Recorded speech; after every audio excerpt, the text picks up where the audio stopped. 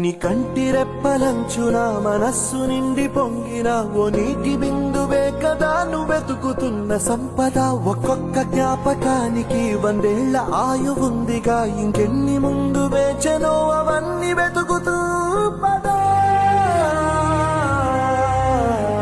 మనుష్యులందు నీ కథ మహర్షిలాగా సాగదా, మనుష్యులందు నీ కథ మహర్షిలాగా సాగదా.